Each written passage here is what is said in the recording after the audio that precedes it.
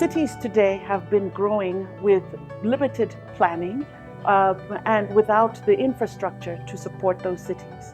As new cities are being planned, it will be important for government to help in developing clear plans, clear master plans on how land and opportunities can be effectively utilized.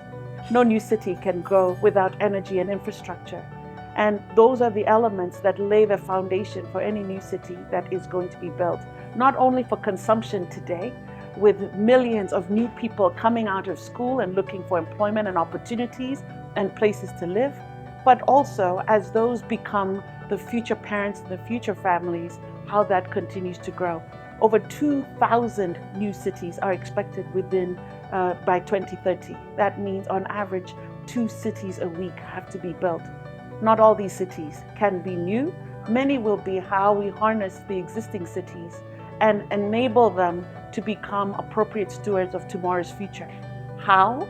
Right infrastructure, places to live, places to work, education, hospitals, all of these interlinked to enable people to not only thrive, but to also be able to experience economic growth. In terms of building cities that help both current and future generations, I think it's very important to look at infrastructure longevity, ensuring that infrastructure is built in a way that both preserves and promotes environmentally friendly techniques, and ensuring that cities are accessible not just for the very old and the very young, but everyone in between. It is very much imperative, I think, in this era where we have climate change issues, to ensure that we future-proof our cities, to ensure that whatever that we do now can stand the test of times, the test of any stress that may be climate-related, any shocks. So I think the idea is that from our end, as an institution, we make sure that we mainstream issues of climate change, issues of youth, issues of gender in the planning of the cities that we are making. So I think the idea of ensuring the future-proofing, I think, is key.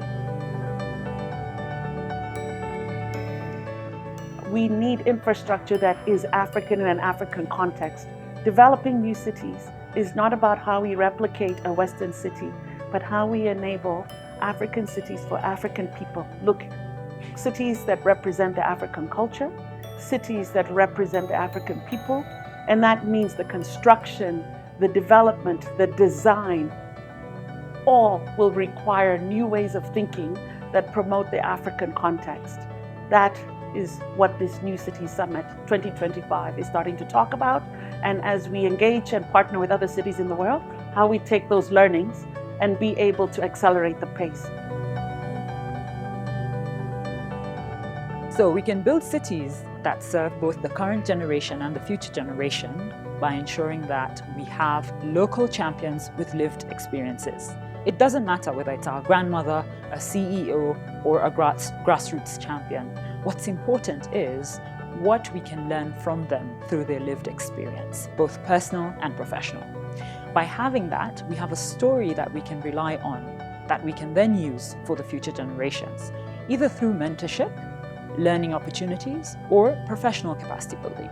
That's a key PowerPoint. The second, I think, is that we need to understand how can we co-create solutions, opportunities, so that what we're doing today is really serving the future we're trying to create tomorrow.